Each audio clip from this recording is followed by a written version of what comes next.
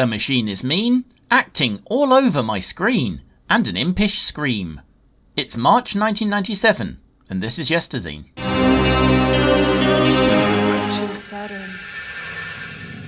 You are only seconds away. The writing is on the wall. 18 months into the Saturn's UK life, and it's not going well. Mean Machines Sega, possibly the most famous of all UK console magazines, is closing, killed by the machine's commercial failure. This ends a lengthy 7-year run both as a Sega mag and for 2 years before that as the first multi-console mag most people have heard of. To be fair, of the 3 famous Sega mags, MMS was always likely to be the first to go despite its revered status. EMAP, their publisher, also produced Sega Saturn magazine, which was the official Sega title. Clearly a reaction to Future getting the PlayStation gig, and it was always going to prefer that one as the market contracted. The competitor was a Future magazine, Sega Power, which wouldn't even make its transition to Saturn Power for another couple of months, predictably what turned out to be a quite short-term plan. The official title would marginally outlive them. So there is at least some life in the Saturn as we open up issue 53 from March 1997. A full 10 new games for the machine are getting a review, but there are danger signs if we look closer. You'll have to look closer because the closure was clearly a late decision. Even the editor's letter, usually the last thing to be written, does not mention it, although you might choose to read something into a listing of every known MMS contributor. My immediate suspicion was this replaced a subscriber offer, but those had stopped at the end of 1995, which was a hell of a demonstration of their confidence in a machine that at that point was just 3 months old. The death is finally announced on the last page, and not even by any of the staff of this magazine. Rich Ledbetter, editor of the official magazine, takes the entire thing to plead people to hop across, EMAP unable to just ride subscriptions for obvious reasons. He does make a misstep of choosing as his big promo item their world-exclusive preview of Manx TT as the one thing that people should absolutely pick up SSM to read.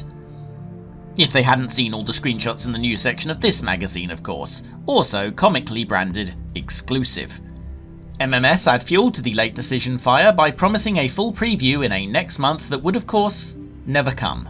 Well, the month would, because that's how linear time works, but you know what I mean. But it gives us a chance to evaluate, because there's 4 prominent games in the news section, and those are presumably the 4 that, believing they would be there to see it, Mean Machines thinks are going to save the Saturn. There's Manx TT, of course, a premier Sega coin-op conversion that they bravely entrusted to Perfect Entertainment and Tantalus rather than their own teams. It's not a stupid plan though. This was a duo that gave us both Wipeouts and Destruction Derby among other games on the system. The credits are only in the American manual, and they reveal the sneaky involvement of 2 programmers and an artist from AM1, and a producer from the American-based Sega Technical Institute. My guess is, long-term Sega of Japan man Yoshida-san was essentially acting as a go-between in this period. However they did it, it was a gamble that paid off spectacularly, resulting in a 92% review in Saturn Power and a position as high as 3rd in the All Formats UK chart, as seemingly the entire Saturn user base bought it. If nothing else, it demonstrates that Saturn owners would spend money for quality titles. The second entry is another big win from the PlayStation, as a previous exclusivity agreement expires. Getting Resident Evil isn't going to move the needle much, of course. Anyone desperate to play it already had a year to do so. But it's also another reason for anyone on the fence to consider going to the Big Blue side. The conversion by all accounts turned out perfectly, which is why I feel really mean for having been using footage from the cancelled Game Boy Color version for the last minute or so. Here's the Saturn one. Or is it the PlayStation? What certainly is the PlayStation is this footage of Tekken 3, whose arcade release is being covered more in hope than in expectation by Mean Machines. They consider it the big competition for Virtua Fighter 3 on console later this year, and in that respect they're dead wrong. Not about Tekken 3's console future, although it'd be September 1998 before we saw it on PlayStation, but about Virtua Fighter 3, which never saw a Saturn release. Speaking of, Reloaded, the sequel to one of the Saturn's early hits. Again, it's not going to convert many. The original had appeared on PlayStation first, and the sequel was already out over there. But the main reason it's not going to make a difference is the Saturn version would never be released, despite it being at the very least nearly finished. There was a demo on Saturn Power even, and there was even the odd review, but no game, and as far as I can tell it's not even been leaked. The demo disc goes for some absurd amount on eBay, but is at least dumped. The best you can get on Saturn, and what I've had to do here, is get hold of that demo disc as an ISO, and patch it to remove the very tight time limit. 2 out of 4 for our little test then, and things are not going to immediately improve. EA's Perfect Weapon is due for imminent release. Mean Machines promise a preview next month, which isn't happening for obvious reasons. Which at least saves them an awkward conversation because the Saturn version was cancelled in favour of just PC and PlayStation. Mean Machines also promise a preview soon for Command & Conquer clone Conquest Earth. It didn't happen, although to be fair it also didn't happen for PlayStation either. GameSpot described the PC-only result as a resounding disaster of a real-time strategy game, and ultimately crowned it the worst game of the year. Shiny's MDK isn't really planned for Saturn. Dave, not that one, Perry, implies Sega should be paying to make it happen. Clearly they didn't, as no port happened. It's okay though, because Shiny are already working on something else for Sega owners in the shape of Wild 9, important enough to be the cover game for this very issue, albeit they repeatedly get the name of it wrong. Sadly, they also get the number of machines it'll be released for wrong, as the Saturn version never emerged.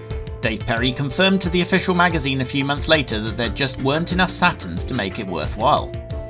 And just to give the Saturn one final kick in the nads, the second big preview in this issue, Street Fighter 3, also didn't get a release. Its only home conversion would ultimately be on the Dreamcast. So with all that said, and me starting to feel very bad about chronicling the downfall of a machine I think astonishingly underrated in general, let's take a break from that for the next generation debut of a very famous series.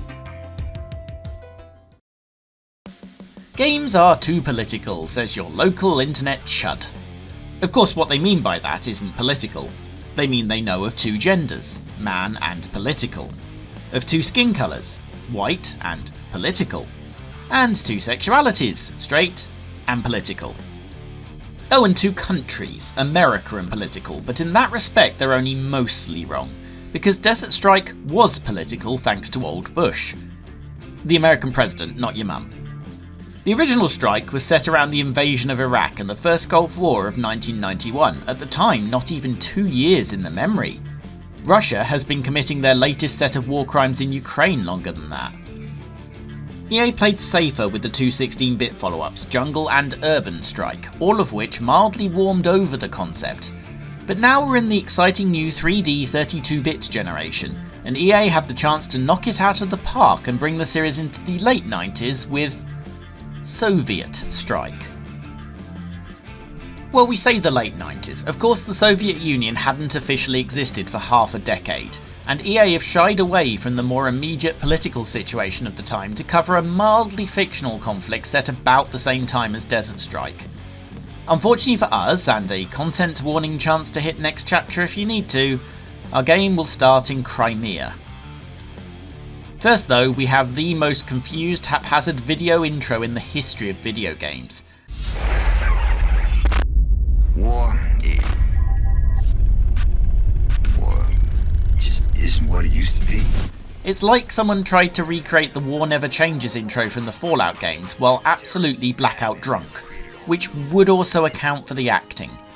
The best way to describe that is they appear to have hired the people who failed their audition to be in the Command & Conquer games, which is unfortunate for them as EA would acquire CNC developers Westwood about a year from now. To be fair, it was pretty unfortunate for Westwood too.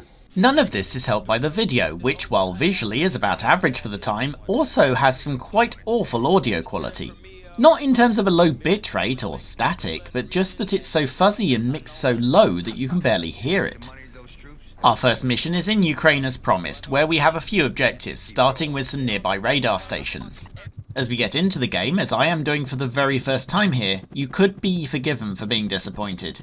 If you're expecting a red-hot up-to-the-minute fully 3D environment, you're not going to get it.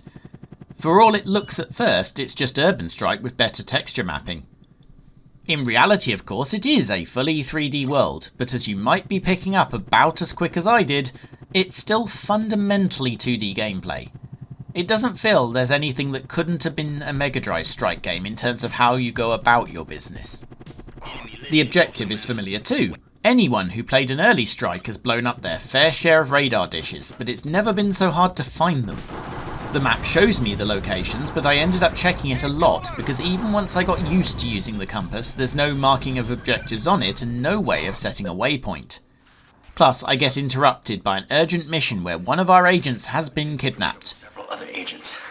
They're having some not so nice Q&A sessions and using the firing squad like it's the St. Valentine's Day massacre. Now get us out quick! Or give us a Viking funeral. Which is annoying when I'm trying to do something else, and twice, even in this first game, audio logs are interrupted when I've already pressed the map button and do not resume. Which is part of why I lose this first game when the prisoner, apparently our most important agent, gets himself firing squadded. Can't be that bloody good an agent then, can he? I also get surprised by the rescue location being closer than I thought, which means I blow up a couple of friendlies first, and then once I rescue them, discover it wasn't in fact the urgent rescue location, just another location from which people need rescuing. A radar would be super lovely. In many ways at first, this is worse than the earlier games, in that while those also forced you to look at the map quite often, at least it loaded instantly, whereas here there is a noticeable delay, and an interface that makes sense only once you've committed it to memory. To be fair, I've made two important mistakes. Firstly, that I'd only glanced at the manual, and forgotten the button layout of a Saturn was going to be an utter cow on an Xbox pad, and secondly, that I'd believed the manual, because there's some quite awful printing going on where the three top row buttons are marked by lines pointing to absolutely nowhere near them. This time I'm going to do a lot better, although don't worry too much about spoilers, we're still well within the first of 5 expansive areas in the game. Fundamentally though, we're still playing 16-bit Strike. It's the same types of missions, it's the same helicopter, it's the same 3 main weapons, and broadly it's still the same controls. Sort of. Let's stay Sega here, because presumably the majority of the Saturn players are going to be previous Mega Drive owners. If you had a 3-button pad for that device, then there are some important improvements. Most notably that Jink is now not on the same button as a weapon. Even if you had a 6-button pad, then Jink was X plus a direction. Now it's on the shoulder buttons, and that helps a lot. The missions too might be Mega Drive classics in the main, rescue a prisoner, destroy an airfield, etc. But despite my cynicism for such things at this point, I found the video and interstitial audio really does enhance the experience. There's a weird level of immersion to the fact you're being contacted with updates, and you've got the POWs messaging you to complain about the Secret Santa being mostly a firing squad. It does mean though it acts like the old ones. You're still managing fuel, ammo and armour and need to divert to replenish those at frequent intervals. In my mind too frequent, especially for fuel. I think people sometimes have the impression that Desert Strike and its sequels are arcade games, and they really are not. These are microprose sim games with a different viewpoint and simpler controls. They require nearly exactly as much strategy and are probably a pretty good entry drug into those series. This, as much as anything, might explain why they stuck with top-down, even though it would have disappointed me and you if we'd bought this expecting a generational upgrade from the likes of Urban Strike.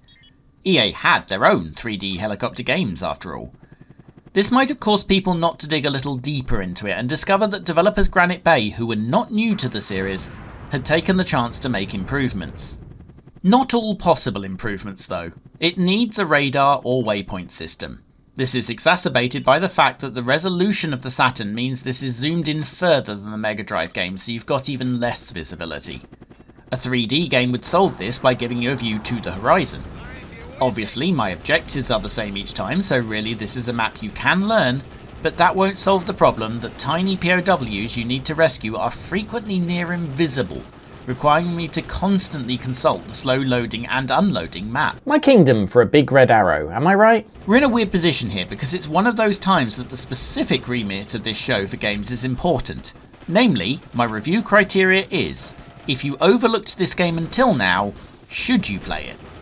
And fundamentally, the answer in 1997 is no. It doesn't do enough to progress the formula for the Saturn generation.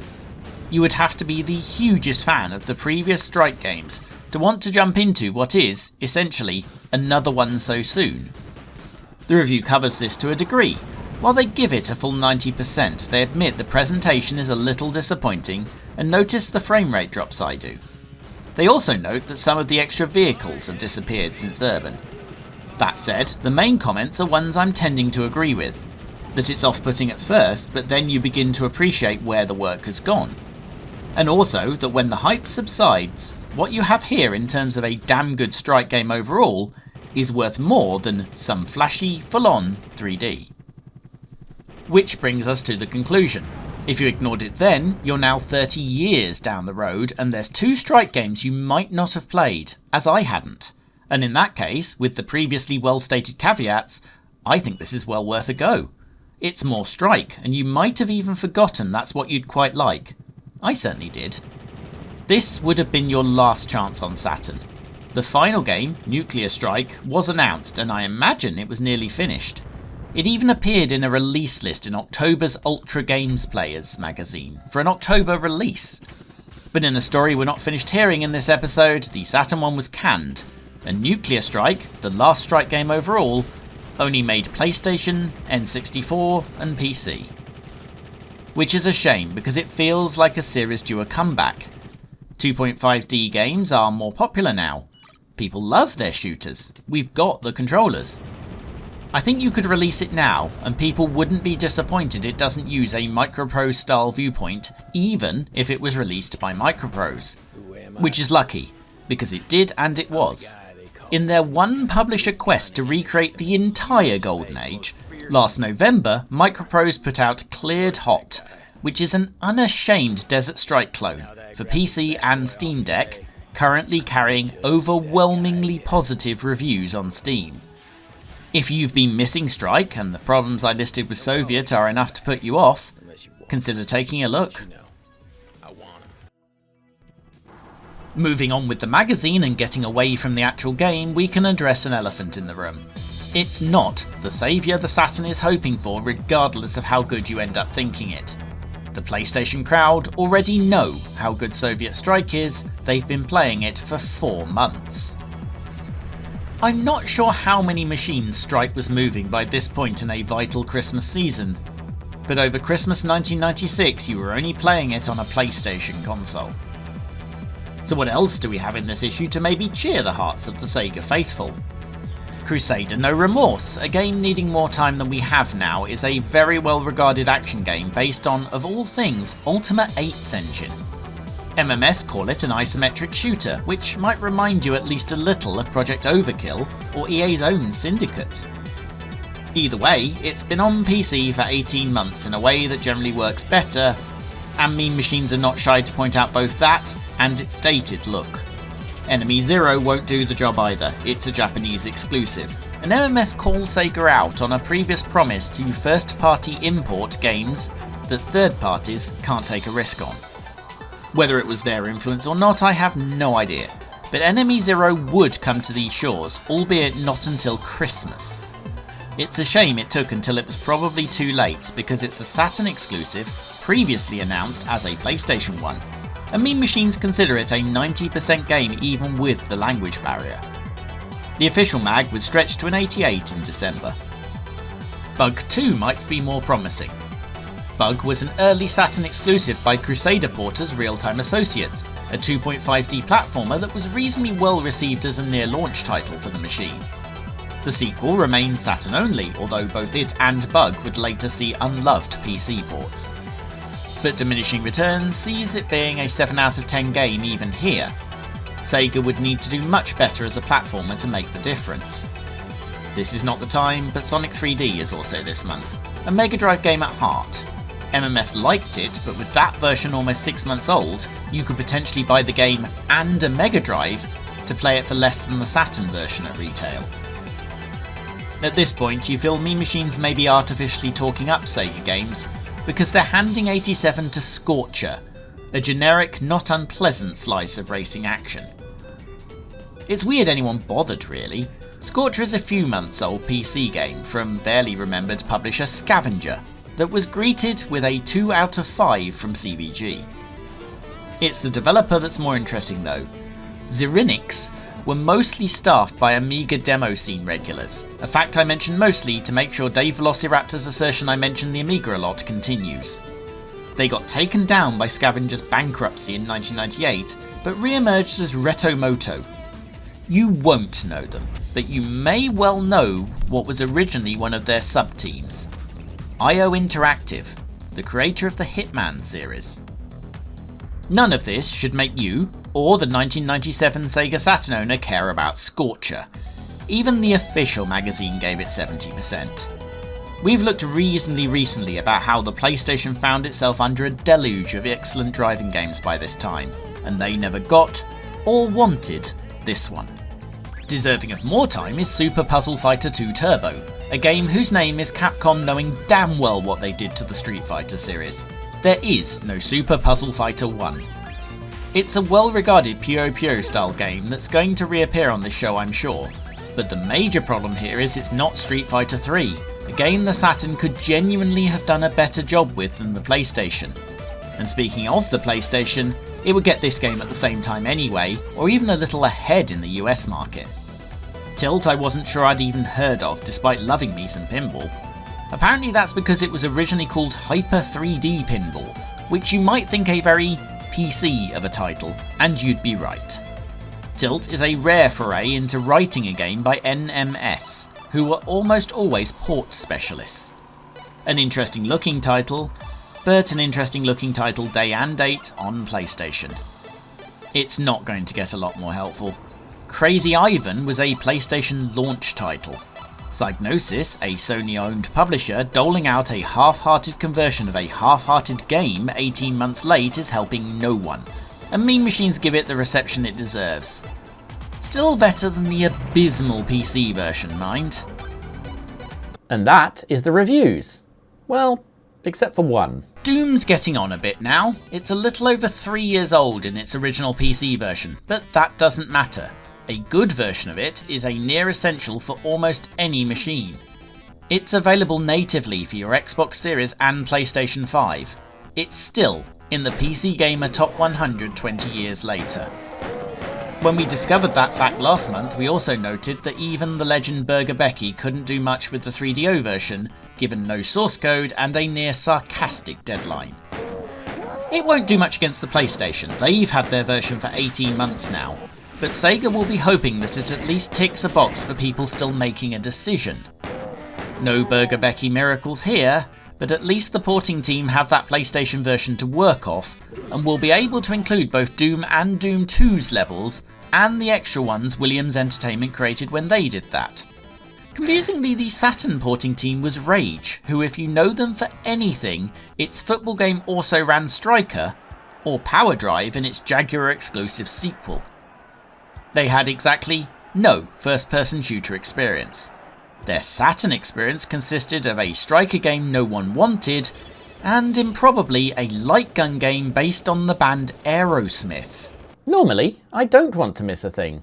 In this case, I may make an exception. The Saturn version is indeed specifically based off the PlayStation 1, so it probably makes sense for us to have a look at that first, to check how a traditionally mouse and keyboard game transfers onto consoles. We remind ourselves how early this is. Any FPS with a pad is now going to use a twin-stick approach for its controls. You'd be mad to do anything else. But that was not a thing in 1995, not least because the pad didn't have any sticks. Doom PlayStation, though, does at least take advantage of the number of extra buttons over a standard issue 16-bit pad.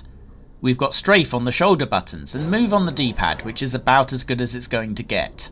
You'll see me wobbling around a little in the footage because it's not what I'm used to, but it's a lot less than it was in, say, Gloom on the Amiga, and I suspect another few hours and it'd be second nature, especially if I didn't have to unlearn 20 years of twin sticking. Doom's got another advantage, because it's not a 3D game. If this is a surprise to you because you can see damn well Doom has depth, then let me explain.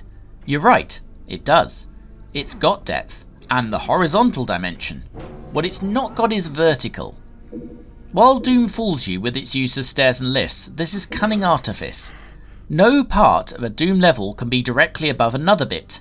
It's a 2D map. And while enemies may be above you, if I rewind to the demon on the balcony in level 1, you can see it dying when I'm clearly shooting the wall below it, which is the exact same location as far as the Doom engine is concerned. I don't mean to demean it at all by saying that. It's a generational leap over the likes of its own predecessor Wolfenstein 3D that didn't technically have floors and ceilings at all. And John Romero's legendary level design means so many people were fooled at the time and since. We'd also spent 2 years with everyone who didn't have a PC crying out for a perfect conversion of Doom.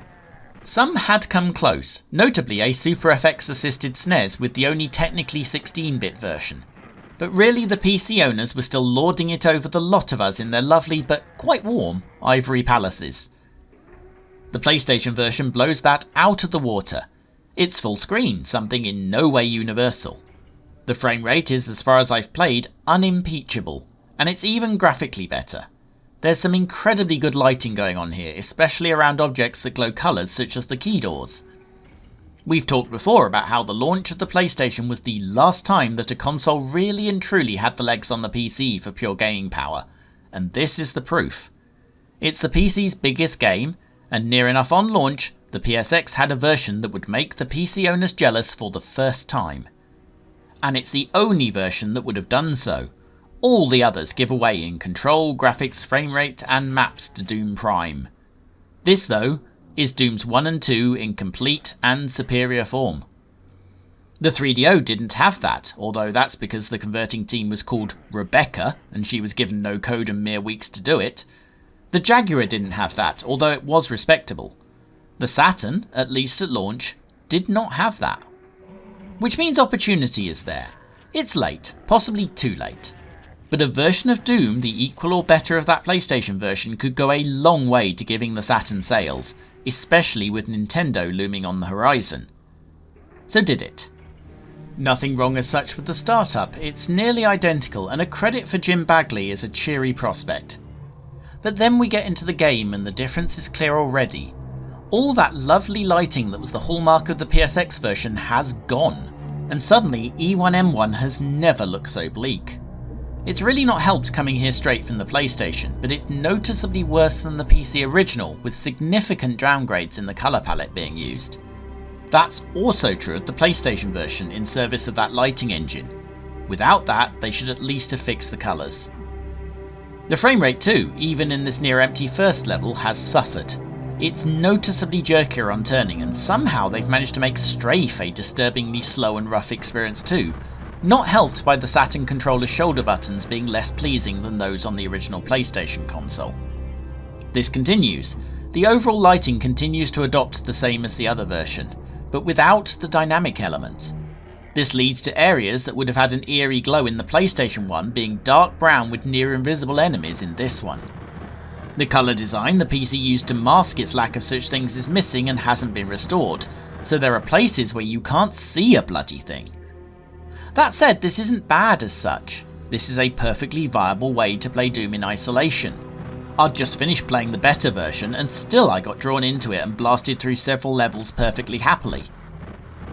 The problem, of course, is it wasn't released in isolation. The PlayStation owners got an enhanced version of 2 fairly new PC games in a pack with all the latest PC patches at the time. I think in all the furore over Ridge Racer, Tekken and Wipeout, Doom is an undersold part of the PSX launch period. It showed consoles could, definitively, do it. On the Saturn here, what we have is an arguably worse port of a now 3-year-old PC game. It's not only not going to make people choose Sega, if you showed this to your PlayStation-owning mates to prove the Saturn had caught up, they would laugh at you, and they would be right. So what happened here? Well, it's id interfering, essentially. There existed a custom engine for the Sega Saturn, one which, while apparently still missing some of the visual fidelity, would have exceeded the frame rate of the PlayStation version. John, can't you go 5 seconds without being a dickhead Carmack, decided they wouldn't be allowed to use it, because he didn't like how it looked.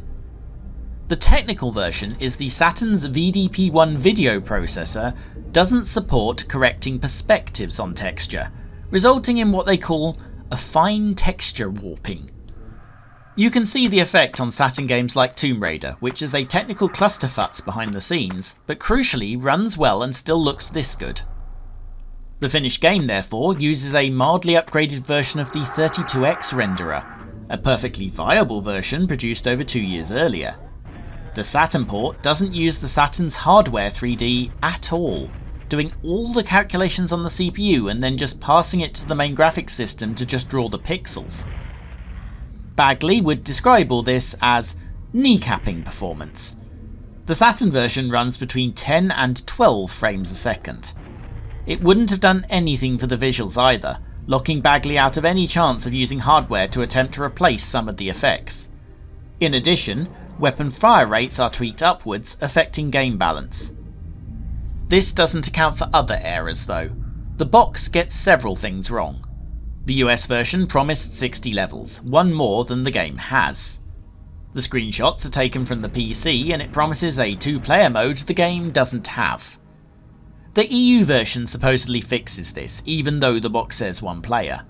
This is probably because the link cable required to make it work never got an EU release. A chance to genuinely beat the PSX version was also missed. The PlayStation doesn't have analog controls yet, but Doom was announced to support Sega's 3D pad. It doesn't. There's also an excellent bug where the game promises a stereo mode, but all this does is play some sounds incorrectly out of only the left speaker. Given they had to effectively write the game twice, it's impressive this is the only major outright issue. Either way, this isn't going to work. It's not the 34% game MMS rate it as. Doom on Saturn, for all its faults, is a playable, comprehensive version of one of the greatest games humanity ever produced. But as a product, it's an insult, and GT Interactive knew it. This is, of course, the March issue of MMS, but the game had been released before Christmas. GT Interactive had deliberately not sent out review copies. They knew. That's another body blow to the Saturn that it didn't deserve. I'd have liked to see that version they wanted to complete because I suspect the difference would have been much narrowed. The game Exhumed, tipped in this issue, is neat proof of that. It's not quite PSX Doom, but it's running an FPS with localized lighting at absolutely PSX Doom speeds. One suspects that Mean Machines Sega were not the only one to recognise this discrepancy. Exhumed Authors' Lobotomy software would release only 2 more games. Ports of Quake and Duke Nukem 3D to the Saturn. Exhumed isn't the Saturn saviour either, mind, not least because March 1997 saw its release on PlayStation, where it was received very well, getting a higher mark from CVG than the Saturn one did, which is lovely, but really isn't helping Sega.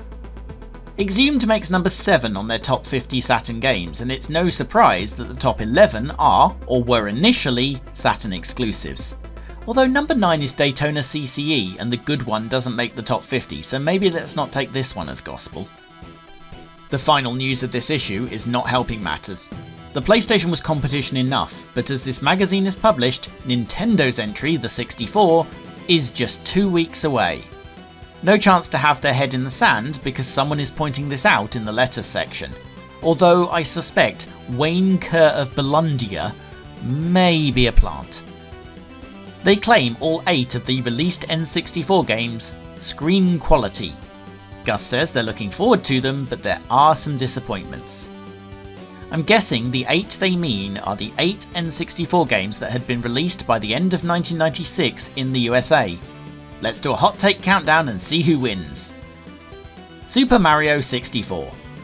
No explanation needed, one of the all-time greats. Pilot Wings 64. Easy, 2-0. Wave Race 64. 3-0. And to think Nintendo launching a system with only 3 games of this quality was once considered a disappointment. Hardly does it compare to the glory of mildly warmed over Mario Kart game and a small pile of expensive remasters. Killer Instinct Gold. 4 Nintendo published titles, 4 winners, although KI had not moved on enough in graphics or gameplay to really fight Namco and Sony's best. Mortal Kombat Trilogy. Mortal Kombat was somewhat played out by this point, and MK Trilogy was of course on PlayStation. And Saturn. We'll call that a draw. Wayne Gretzky's 3D Hockey, average review score 72%, and anyone who has been around this show for any length of time knows that means the score is now 4-1. My favourite ice hockey fact is that Wayne and his brother Brent own the record for the most career points scored by a combined pair of brothers, 2,861 in total. Wayne scored all but 4 of them. The AI in this game was considered more Brent than it was Wayne. Cruisin' USA, a title that'll split people. The N64 version didn't come close to the arcade, and it handles like a psychopathic milk float. I'm really quite fond of it.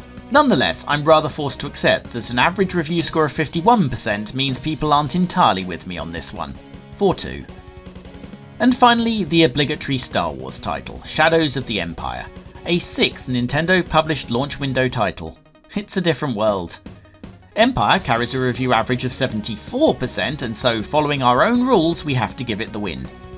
An imperfect result then, but at least 4 genuine bangers on release, and games like Mario Kart and Star Fox on the way meant the Saturn couldn't even really hope for second place. None of this is fair on a powerful system. The Saturn could do 3D excellently if you actually used the processors it had for such a task.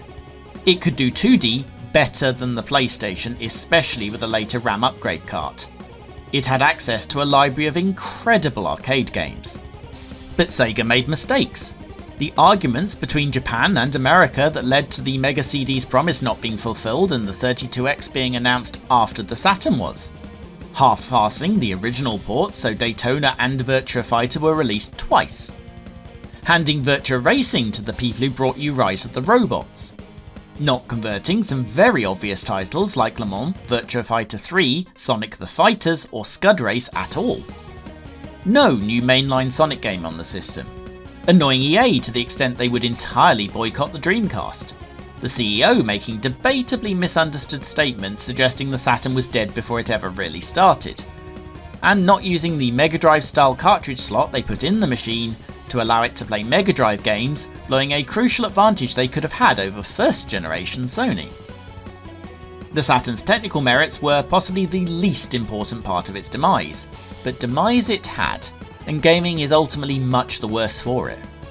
Maybe Sony were untouchable, it's not like Nintendo were 100% successful, but it would have been good to see one of history's most underrated machines be given a fair shake to find that out.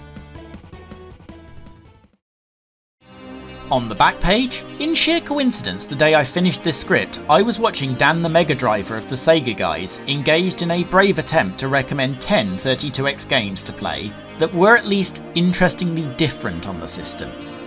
He fingered a 32X port of Doom which he preferred to the released Saturn one. But he also had a better idea.